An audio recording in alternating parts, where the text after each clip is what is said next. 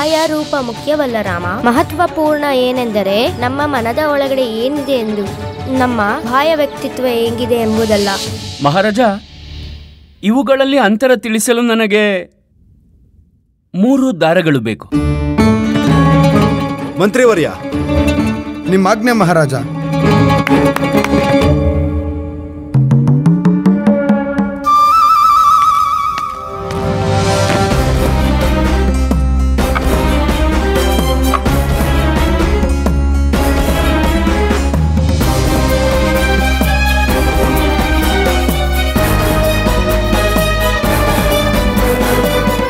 ಏನ್ ಮಾಡ್ತಿದ್ದಾನೆ ಪಂಡಿತ ರಾಮಕೃಷ್ಣ?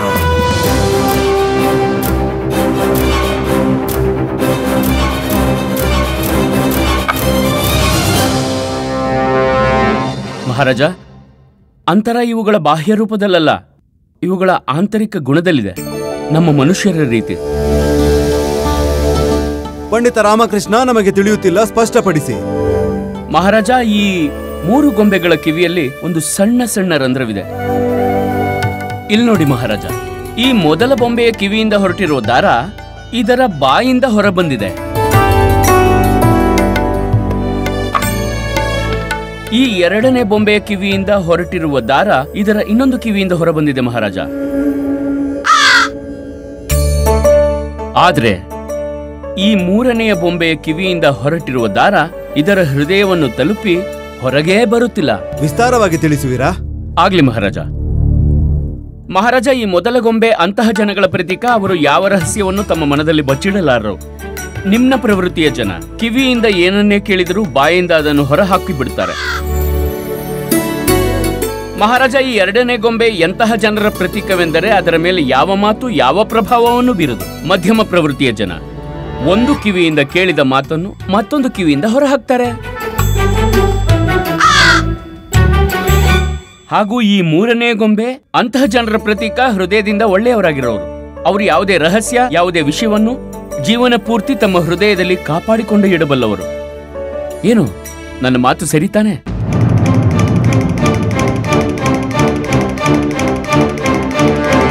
ಸರಿಯಾಗಿ ಹೇಳಿದೆ.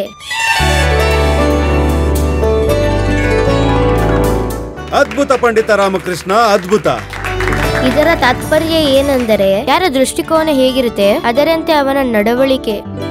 ಒಂದು ವಸ್ತುವಿನ ಹಲವಾರು ಅರ್ಥಗಳಿರುತ್ತದೆ ಅಲ್ಲವೇ ಪಂಡಿತ ರಾಮಕೃಷ್ಣ? ಅದು ಶಿಲ್ಪಕಲೆಯೇ ಆಗಿರಲಿ, ಇಲ್ಲ ಚಿತ್ರಕಲೆ. ಜಿಲ್ಲಿ, ನೀವೇನು ಹೇಳ ಬಯಸುವಿರಿ? ಹಾ ಮಹಾರಾಜ, ಜಿಲ್ಲಿಯ ಮಾತಿನ ತಾತ್ಪರ್ಯ ಏನೆಂದರೆ, ಯಾವುದೇ ಕಲೆಯನ್ನು ನೋಡುವ ಪ್ರತಿ ವ್ಯಕ್ತಿಯ ದೃಷ್ಟಿಕೋನ ಭಿನ್ನವಾಗಿರುತ್ತೆ. ಪ್ರತಿಯೊಬ್ಬರದು ಭಿನ್ನ ವ್ಯಾಖ್ಯಾನವಾಗಿರುತ್ತೆ. ಒಂದು ವಸ್ತು ನಿಮಗೆ ಒಂದು ರೀತಿ ಕಂಡರೆ ಅದೇ ವಸ್ತು ಬೇರೆಯವರಿಗೆ ಬೇರೆ ರೀತಿಯಲ್ಲಿ ಕಾಣುತ್ತದೆ. ಮಹಾರಾಜ, ಈ ಸಮಯ ನಿಮ್ಮ ಕಣ್ಣು ನನ್ನನ್ನು ನೋಡುತ್ತಿದೆ, ನನ್ನ ಕಣ್ಣು ನಿಮ್ಮನ್ನ. ಅಷ್ಟೇ, ಕೇವಲ ದೃಷ್ಟಿಕೋನ ಬೇರೆಯಾಗಿದೆ. ಇದರಲ್ಲಿ ಯಾವುದು ಉಚಿತ ಅಥವಾ ಅನುಚಿತವಲ್ಲ. ಅರ್ಥಾತ್ ಯಾರ ದೃಷ್ಟಿ ಹೇಗಿರುತ್ತೋ ಅವನ ವ್ಯಾಖ್ಯೆ ಕೂಡ ಹಾಗೆ ಇರುತ್ತೆ. ವಾ, ಇದೇ ಸತ್ಯ ಮಹಾರಾಜ. ಕ್ಷಮಿಸಬೇಕು, ಕೋತ್ವಾಲರು ಸಹ ಅವರ ದೃಷ್ಟಿಕೋನದಿಂದ ನಿಮ್ಮ ಕಲೆಯನ್ನು ವರ್ಣಿಸಿದರು.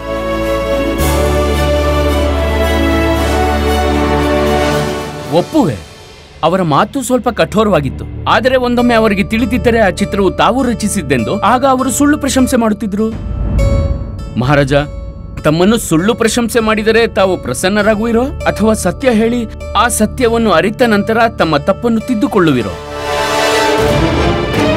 ಪಂಡಿತ ರಾಮಕೃಷ್ಣ, ನಾವು ನಿಮ್ಮ ಕಥನವನ್ನು ಅರ್ಥ ಮಾಡಿಕೊಂಡೆವು ಹಾಗೂ ನೀವು ನೀಡಿದ ವ್ಯಾಖ್ಯಾನಕ್ಕೂ ನಮ್ಮ ಸಹಮತವಿದೆ. ಈಗ ನೀವು ತಿಳಿಸಿ, ನಿಮಗೇನು ಬೇಕು? ಮಹಾರಾಜ, ಕೋತ್ವಾಲರ ಬಿಡುಗಡೆ. ಕೃಷ್ಣದೇವರಾಯ, ನೀವು ರಾಮನಿಗೆ ಜೋಡಿ ಬೆಳ್ಳಿನ ವಚನ ನೀಡಿದ್ದೀರಾ, ಮತ್ತೆ ಅದನ್ನು ಪೂರ್ಣಗೊಳಿಸಿ. ಮಂತ್ರಿವರ್ಯ, ಮಹಾರಾಜ, ಕೊತ್ವಾಲರನ್ನು ಬಿಡುಗಡೆಗೊಳಿಸಿ ರಾಜ ದರ್ಬಾರಿನಲ್ಲಿ ಪ್ರಸ್ತುತಪಡಿಸಿ. ನಿಮ್ಮ ಆಜ್ಞೆ ಮಹಾರಾಜ.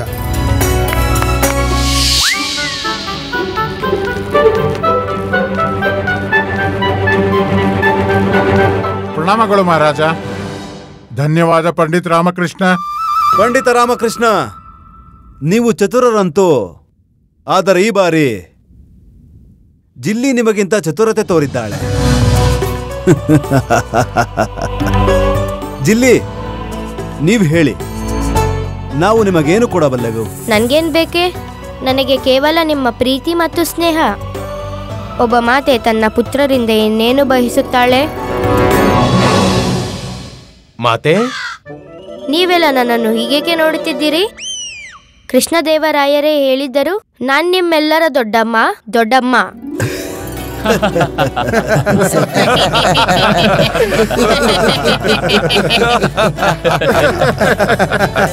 ಈಗ ನಾನು ಹೊರಡಬೇಕು.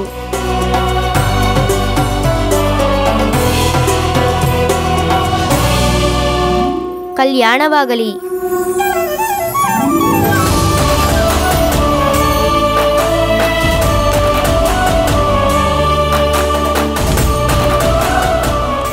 ಧನ್ಯವಾದಗಳು ಪಂಡಿತ್ ರಾಮಕೃಷ್ಣ.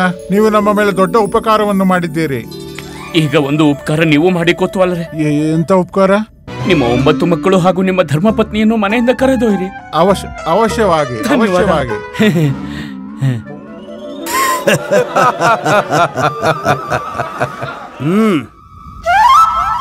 ಇಂದು ನಾವು ವಿಜಯನಗರ ರಾಜ್ಯದ ಸಾಮ್ರಾಟ ಕೃಷ್ಣದೇವರಾಯ ನಿಮ್ಮೆಲ್ಲರಿಗೂ ಇದನ್ನು ಹೇಳ ಬಯಸುತ್ತೇವೇನೆಂದರೆ, ನಾವು ಮತ್ತೊಂದು ಅದ್ಭುತ ಚಿತ್ರದ ನಿರ್ಮಾಣ ಮಾಡಲಿದ್ದೇವೆ.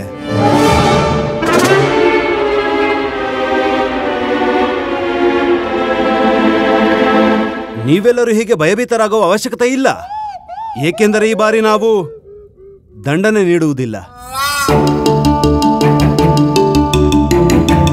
ಸತ್ಯ ಹೇಳುತ್ತಿದ್ದೇವೆ. ಸರಿ, ಜಿಲಿಯ ರೀತಿ ಜೋಡಿ ಬೆರಳಿನ ವಚನವನ್ನು ನೀಡುತ್ತೇವೆ.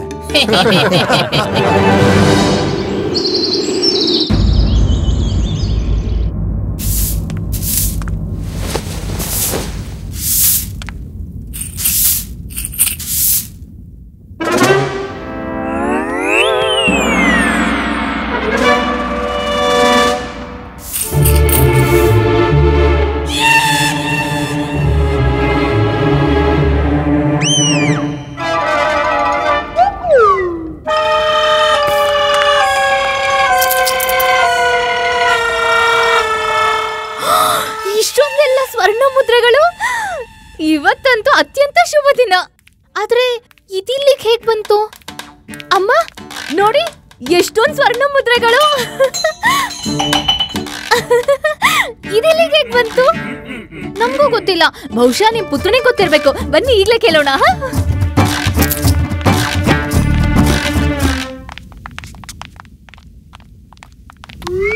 ಅಮ್ಮ ಎತ್ಕೊಳ್ಳಿ.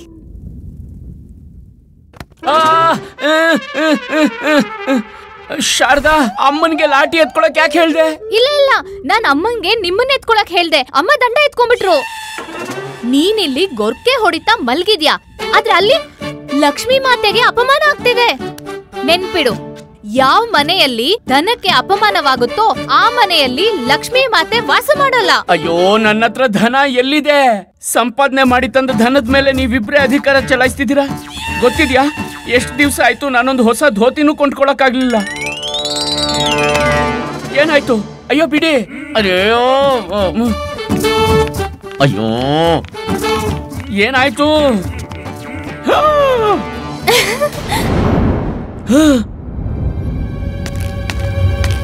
ಇಷ್ಟೊಂದು ಸ್ವರ್ಣ ಮುದ್ರೆಗಳು ನಾನು ಕನ್ಸು ಕಾಣ್ತಿಲ್ಲ ಅಲ್ವಾ ಅಮ್ಮ? ಇದು ಸ್ವಪ್ನವೇ ಆಗಿದ್ರೆ ನನಗೆ ನಿದ್ರೆಯಲ್ಲಿ ಇರೋದಕ್ಕೆ ಬಿಟ್ಬಿಡಿ. ಅತ್ಯಂತ ಸುಂದರ ಸ್ವಪ್ನ. ಚಾಲಾಕಿತನ ಬೇಡ. ಈ ಸ್ವರ್ಣ ಮುದ್ರೆಗಳನ್ನ ಇಲ್ಲಿ ಯಾಕೆ ಬಚ್ಚಿಟ್ಟಿದ್ದೀರಾ? ಧನವೇ ಇಲ್ಲ ಅಂದ್ಮೇಲೆ ಇದೆಲ್ಲಿಂದ ಬಂತು? ಅಯ್ಯೋ, ನನ್ಗೇನ್ ಗೊತ್ತು? ಅರೆ, ಸ್ವರ್ಣ ಮುದ್ರೆಗಳು ಕೆಳಗ್ ಬಿದ್ದಿವೆ, ಆದ್ರೆ ನಿಂಗೇನು ಗೊತ್ತಿಲ್ಲ. ಇಲ್ಲಿ ನಾವು ಒಂದೊಂದು ಸ್ವರ್ಣ ಮುದ್ರೆಗಳ ಲೆಕ್ಕ ಇಡ್ತೇವೆ. ಅಮ್ಮ, ನನ್ನ ಹತ್ರ ಇರೋದು ಇದೊಂದೇ ಸ್ವರ್ಣ ಮುದ್ರೆ. ಇದು ನನಗೆ ಶಾರದಾ ಕೊಟ್ಟಿರೋದು. ಮಹಾರಾಜರಂತೂ ಪುರಸ್ಕಾರ ಕೊಡ್ತಾನೆ ಇರ್ತಾರೆ. ಅವ್ರು ಯಾವ್ದೋ ಪುರಸ್ಕಾರ ಕೊಟ್ಟಿದ್ದಾರೆ, ಅದನ್ನ ನೀವು ನಮ್ಮಿಂದ ಮುಚ್ಚಿಟ್ಟಿದ್ದೀರಾ. ಶಾರದಾ ಮಹೋದಯಿ, ಮಹಾರಾಜರು ನನಗೆ ದರ್ಬಾರ್ನಲ್ಲಿ ಎಲ್ಲರ ಮುಂದೆ ಪುರಸ್ಕಾರ ಮಾಡ್ತಾರೆ. ನನಗೆ ಪುರಸ್ಕಾರ ಮಾಡಿದ್ರೆ ಸಂಪೂರ್ಣ ವಿಜಯನಗರಕ್ಕೆ ತಿಳಿಯುತ್ತೆ. ಹಾಗಾದ್ರೆ ಇದೆಲ್ಲಿಂದ ಬಂತು? ಅಯ್ಯೋ, ನನಗೇನ್ ಗೊತ್ತು?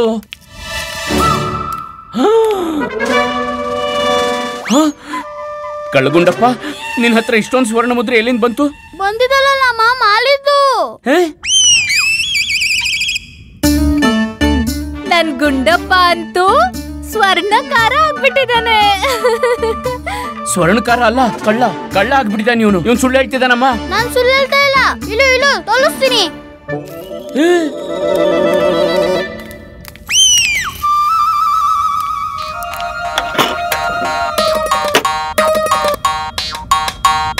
ಲೋಹದ ಗೋಲದ ತುಕಲಿ ಅದನ್ನ ತಗೊಂಡು ಹಿಂದೆ ಮುಂದೆ ಸ್ವರ್ಣ ಬಣ್ಣ ಹಚ್ಬೇಕು. ಈ ತರ ನಾನು ತುಂಬಾ ಮಾಡಿದ್ದೆ, ಅದೆಲ್ಲ ಇದು ಅಂತಾನೆ ಗೊತ್ತಿಲ್ಲ.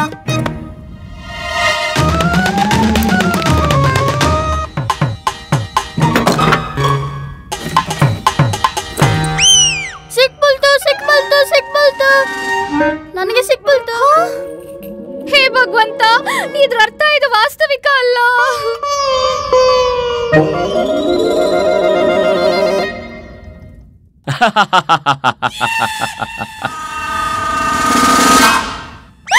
ಎಂತ ಹಾನಿ ಆಗೋಯ್ತು. ಹಾ ಅಮ್ಮ, ನಾವ್ ಯೋಚಿಸಿದ್ವಿ ಅಧಿಕ ಧನದಿಂದ ನಾವು ತುಂಬಾ ಸಾಮಗ್ರಿ ಖರೀದಿ ಮಾಡ್ಬೋದು ಅಂತ, ಆದ್ರೆ ಹೀಗಾಗೋಯ್ತು. ಅದಿರ್ಲಿ, ನಿಮ್ ಮಾಸಿಕ ವೇತನ ಯಾವಾಗ ಬರ್ತಿದೆ? ವೇತನ ಬಿಡು, ಇದನ್ ಹೇಳು, ಮಹಾರಾಜರು ನಿನ್ಗೆ ಪುರಸ್ಕಾರ ಯಾವಾಗ ಕೊಡ್ತಾರೆ? ಅಮ್ಮ, ನಮಗ್ ಬೇಕಾಗಿರೋದೆಲ್ಲ ನಮ್ಮ ಹತ್ರ ಇದೆ. ಈಗ ಬೇರೆ ವಸ್ತುಗಳ ಅವಶ್ಯಕತೆ ಏನಿದೆ? ಏನಿದೆ ನಮ್ಮ ಹತ್ರ? ಎಷ್ಟೇ ಧನ ಇದ್ರು ಅದ್ ಕಡಿಮೆನೆ. ನಿಮ್ಗಿದೆಲ್ಲ ಅರ್ಥ ಆಗಲ್ಲ. ಇಲ್ಲ ಇಲ್ಲ, ಅದು ಶಬ್ದ ಮಾತ್ರ ನಂದು, ವಿಚಾರವೆಲ್ಲ ಅಮ್ಮಂದು ಅಲ್ವಾ? ಅಲ್ವಾ ಅಮ್ಮ? ಅಲ್ವಾ? ಅಲ್ವಾ? ಅದಕ್ಕೂ ಮೊದಲು ನನ್ಗಿದನ್ ಹೇಳು, ಈ ಸ್ವರ್ಣ ಮುದ್ರೆಗಳ ಬಗ್ಗೆ ಅಮ್ಮನ ಹತ್ರ ನೀನೇ ನನ್ನ ಮೇಲೆ ಎತ್ಕಟ್ಟಿದೆ ಅಲ್ವಾ? ಹಾಲು ಹಾಲು ಹುಕ್ಕೋಯ್ತು. ಹಾಲು ಬಂದೇರಿ.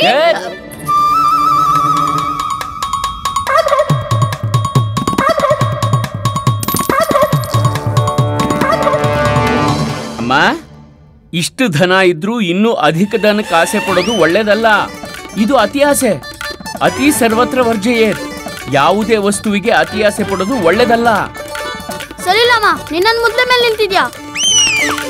ನಿನ್ನ ಮುದ್ರೆ ಮೇಲೆ ನಿಂತಿದ್ದೀನಾ? ಬಹಳ ಹದಿಮೀರಿದ್ಯಾ ನೀನು. ನಿನ್ನಿಂದ ಎಷ್ಟು ಕೇಳಬೇಕಾಯ್ತು, ಎಷ್ಟು ಒದೆ ತಿನ್ಬೇಕಾಯ್ತು ಅಮ್ಮನಿಂದ. ನಡಿ, ಈ ಎಲ್ಲಾ ಸ್ವರ್ಣ ಮುದ್ರೆಗಳನ್ನ ಎತ್ತಿ ಒಂದು ವಸ್ತ್ರದಲ್ಲಿ ಕಟ್ಟು. ಇದನ್ನ ಈಗಲೇ ನಗರದಿಂದ ಹೊರಗೆ ಬರ್ತೀನಿ ಬಾವಿಗೆ. ಬೇಗ ಬೇಗ ಇತ್ತು. ಇದನ್ನು ಕೂಡ ಕೊಡಿಲಿ. ಅಮ್ಮ, ಲಾಮನ ತಡಿ ಅಮ್ಮ, ನಾನು ಎಷ್ಟು ಪರಿಶ್ರಮದಿಂದ ಮಾಡಿದ್ದೆ. ಆ ಸ್ವರ್ಣ ಮುದ್ದೆಗಳನ್ನ ತಗೊಂಡುಕೊಂಡು ಹೋಗಿ ಆ ಬಾವಿಯಲ್ಲಿ ಬಿಸಾಕ್ತಾರಂತೆ. ಬಾಯ್ ಮುಚ್ಚು. ನನ್ ಮುದ್ಲೆಗಳು ಬೇಕು. ಪ್ರಣಾಮ. ಪ್ರಣಾಮ ಕೊತ್ವಾಲ್ರೆ. ಪ್ರಣಾಮ್. ನಿಮಗ್ ಗೊತ್ತಿದೆಯಾ ಮಹಾರಾಜರು ನನ್ನನ್ನು ಯಾಕೆ ಕರೆಸಿದ್ದಾರೆ ಅಂತ? ಪಂಡಿತ್ ರಾಮಕೃಷ್ಣ, ನಮ್ಗೇನು ಗೊತ್ತಿಲ್ಲ. ಪ್ರಣಾಮ. ಪ್ರಣಾಮ ಪ್ರಣಾಮ ಪ್ರಣಾಮ. ಏನ್ ವಿಷಯ? ಇದೇನ್ ನೀವೊಬ್ರೆ ಧಣಿಮಣಿ ಬರ್ಲಿಲ್ವೇ? ಹಾ, ಅವರು ಯಾವುದೋ ವಿಶೇಷ ಕಾರ್ಯ ನಿಮಿತ್ತ ಹೊರಗೋಗಿದ್ದಾರೆ ಪಂಡಿತ ರಾಮಕೃಷ್ಣ. ಅವರ ಬರುವಿಕೆಯನ್ನೇ ನಾವು ಸಹ ಎದುರು ನೋಡ್ತಿದ್ದೇವೆ. ಪ್ರಣಾಮಗಳು ಮಹಾರಾಜರೇ. ಪ್ರಣಾಮಗಳು ಪ್ರಣಾಮಗಳು.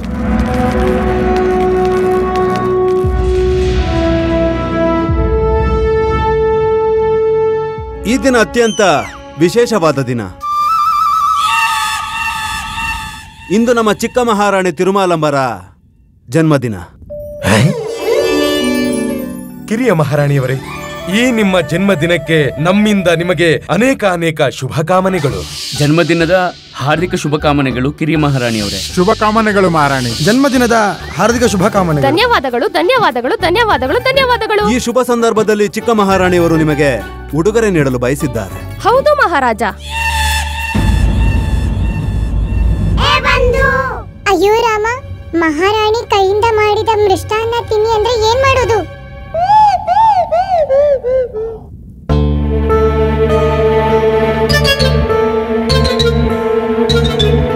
ಶಿವ ಶಿವ ಶಿವ ಶಿವ ಶಿವ ಶಿವ ಶಿವ, ಎಷ್ಟೋ ದೌರ್ಭಾಗ್ಯಶಾಲಿಗಳು ನಾವು.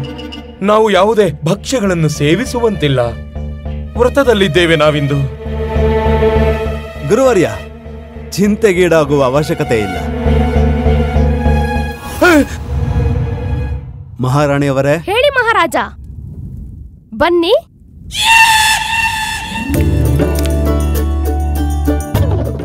ಎಂಥ ದೌರ್ಭಾಗ್ಯಶಾಲಿಗಳು ಈ ಧಣಿಮಣಿ.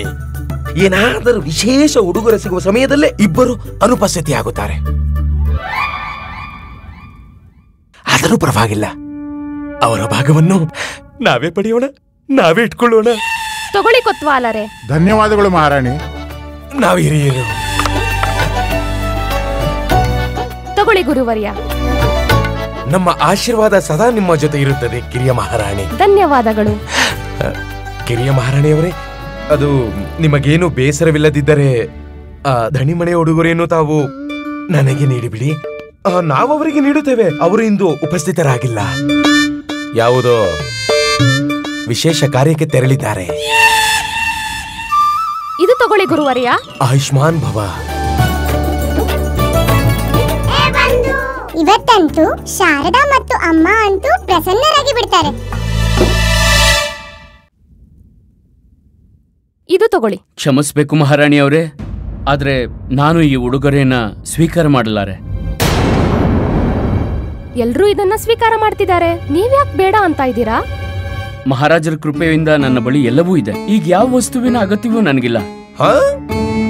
ಮಹಾರಾಜ ನೀಡಿದ್ದೇನೋ ಬಹಳಷ್ಟಿದೆ, ಆದರೆ ಅದನ್ನು ಮೀರಿಯೂ ಬಹಳಷ್ಟಿದೆ. ಪಂಡಿತ ರಾಮಕೃಷ್ಣ, ಚಿಕ್ಕ ಮಹಾರಾಣಿಯವರು ಸ್ನೇಹದಿಂದ ಉಡುಗೊರೆ ನೀಡುತ್ತಿದ್ದಾರೆ, ಸ್ವೀಕರಿಸಿ. ಮಹಾರಾಜ, ಅಗತ್ಯಕ್ಕಿಂತ ವಸ್ತುಗಳು ಅಧಿಕವಾದ್ರೆ ಒಳ್ಳೇದಲ್ಲ. ಅದು ಧನವೇ ಆಗಿದ್ರು ಅಷ್ಟೇ.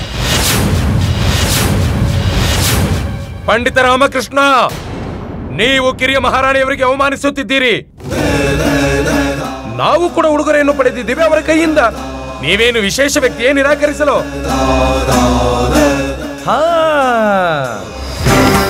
ಅನಿಸುತ್ತಿದೆ ಪಂಡಿತ ರಾಮಕೃಷ್ಣರ ಬಳಿ ಧನ ಅಧಿಕವಾಗಿರಬಹುದು.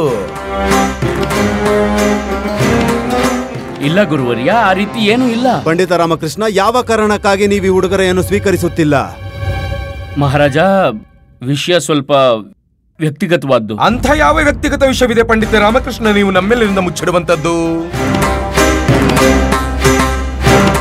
ಇಷ್ಟೊಂದು ನಿಕೃಷ್ಟವೇ ನೀವು? ಕಾರಣವನ್ನು ತಿಳಿಸಲಾಗದೆ ನಿಮಗೆ? ಅದರ ಮೇಲೆ ಮಹಾರಾಣಿ ತಿರುಮಲಂಬರನ್ನು ಅವಮಾನ ಮಾಡುತ್ತಿರುವಿರಿ. ಗುರುವರಯ್ಯ, ನಮ್ಮ ಅಪಮಾನವಾಯಿತೆ? ಆಗಿದೆ, ಮಾಡಿದ್ದಾರೆ ಇವರು.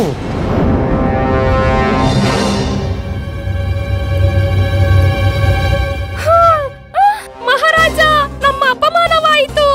ಈಗ ನಾವು ನಮ್ಮ ಜನ್ಮದಿನವನ್ನು ಆಚರಿಸುವುದಿಲ್ಲ. ಮಹಾರಾಣಿ ಚಿನ್ನಾದೇವಿ. ಪಂಡಿತ ರಾಮಕೃಷ್ಣ, ಚಿಕ್ಕ ಮಹಾರಾಣಿಯವರು ನಿಮಗೆಲ್ಲರಿಗೂ ಪ್ರೀತಿಯಿಂದ ಉಡುಗೊರೆ ತಂದಿದ್ದರು. ನೀವದನ್ನು ಅಸ್ವೀಕಾರ ಮಾಡಿ ಕೇವಲ ಅವರನ್ನಷ್ಟೇ ಅಲ್ಲದೆ ನಮ್ಮನ್ನು ಸಹ ಅಪಮಾನಗೊಳಿಸಿರುವಿರಿ. ಇಲ್ಲ ಇಲ್ಲ ಮಹಾರಾಜ, ನಾನು ಕೇವಲ ಇದನ್ನ ಹೇಳಕ್ ಬಯಸಿದ್ದೆ. ಧನದ ಅಧಿಕತೆ ಹಾನಿಕಾರವಾಗಿರುತ್ತೆ. ಅಧಿಕತೆ? ಈ ಉಡುಗೊರೆ ನಿಮಗೆ ಅಧಿಕವೆಂದು ಅನಿಸುತ್ತಿದೆಯೇ ಪಂಡಿತ ರಾಮಕೃಷ್ಣ? ಅದು ಮಹಾರಾಜ, ನನ್ನ ಬಳಿ ಸಾಕಾಗುವಷ್ಟು ಧನವಿದೆ. ನನಗೆ ಹೆಚ್ಚಿನ ಧನದ ಅವಶ್ಯಕತೆ ಇಲ್ಲ. ಮಹಾರಾಜರ ಧನದ ಅವಶ್ಯಕತೆ ಇಲ್ಲವೇ? ಅಹಂಕಾರ ಬಂದು ಬಿಟ್ಟಿದೆ ನಿಮಗೆ ಪಂಡಿತ ರಾಮಕೃಷ್ಣ. ಅನಿಸುತ್ತಿದೆ ನಿಮ್ಮ ಬಳಿ ಧನ ಅಧಿಕವಾಗಿ ಬಿಟ್ಟಿದೆ. ಗರ್ವ ಬಂದಿದೆ ಮಹಾರಾಜವರಿಗೆ. ಹೇಗೆ ಅನಿಸುತ್ತಿದೆ ಎಂದರೆ ತಮ್ಮನ್ನು ತಾವು ಎಲ್ಲರಿಗಿಂತ ಮಹಾನ್ ಎಂದುಕೊಂಡಿದ್ದಾರೆ. ಇಲ್ಲ ಗುರುವರ್ಯ, ನೀವು ನನ್ನನ್ನು ತಪ್ಪಾಗಿ ತಿಳ್ಕೊಂಡಿರುವಿರಿ. ಇದು ಗರ್ವವಲ್ಲದೆ ಮತ್ತೇನು ಪಂಡಿತ ರಾಮಕೃಷ್ಣ? ನೀವು ಮಹಾರಾಣಿ ತಿರುಮಲಂಬರನ್ನು ಅಪಮಾನಗೈದಿರಿ. ಹೌದು, ನಮ್ಮ ನಿವೇದನೆಯನ್ನು ಗೌರವಿಸಿಲ್ಲ. ಮಹಾರಾಜ, ನನ್ನ ಭಾವನೆಗಳು ನಿಮಗೆ ಅರ್ಥವಾಗ್ತಿಲ್ಲ. ಹಾಗಾದರೆ ನಾವು ನಿಮಗೆ ಮೂರ್ಖರಂತೆ ಕಾಣಿಸುತ್ತಿದ್ದೇವೆ. ಲಜ್ಜೆಯಾಗಬೇಕು ನಿಮಗೆ ಪಂಡಿತ ರಾಮಕೃಷ್ಣ. ಪಂಡಿತ ರಾಮಕೃಷ್ಣ, ನೀವು ನಮ್ಮ ನಿವೇದನೆಯನ್ನು ಸ್ವೀಕರಿಸಲಿಲ್ಲ. ಈಗ ನಾವು ಆದೇಶ ನೀಡುತ್ತೇವೆ. ನಮ್ಮ ಆದೇಶವೇನೆಂದರೆ ನೀವು ಈ ಕ್ಷಣವೇ ಇಲ್ಲಿಂದ ಹೊರಟು ಹೋಗಿ. ನಿಮ್ಮ ಮುಖ ನೋಡಲು ಇಷ್ಟವಿಲ್ಲ.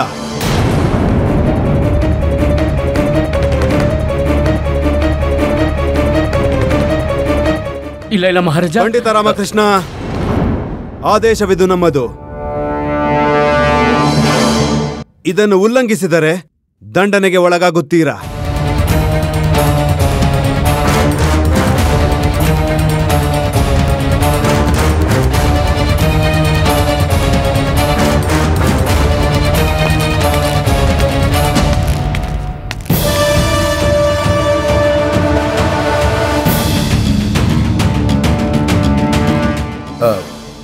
ಕ್ಷಮಿಸಬೇಕು ಮಹಾರಾಜ, ನಮಗೆ ಬಹಳ ಚೆನ್ನಾಗಿ ತಿಳಿದಿದೆ ಈ ಪಂಡಿತ ರಾಮಕೃಷ್ಣ ಉಡುಗೊರೆಯನ್ನು ಏಕೆ ಸ್ವೀಕರಿಸಲಿಲ್ಲವೆಂದು. ಏಕೆ ಗುರುವರ್ಯ? ಮಹಾರಾಜ, ಪಂಡಿತ ರಾಮಕೃಷ್ಣರಿಗೆ ಈಗ ಧನದ ಅವಶ್ಯಕತೆ ಇಲ್ಲ. ಮತ್ತೆ ಅದೇ ರೀತಿ ತಮ್ಮ ವಿಶೇಷ ಸಲಹಾಕಾರನ ಪದವಿ. ನಿಮ್ಮ ತಾತ್ಪರ್ಯವೇನು ಗುರುವರ್ಯ? ನಮಗೆ ತಿಳಿಯುತ್ತಿಲ್ಲ, ಸ್ಪಷ್ಟಪಡಿಸಿ. ಮಹಾರಾಜ, ಇದು ಎಂತಹ ರಹಸ್ಯ ಎಂದರೆ ಪಂಡಿತ ರಾಮಕೃಷ್ಣರು ಎಲ್ಲರಿಂದ ಮುಚ್ಚಿಟ್ಟಿದ್ದಾರೆ.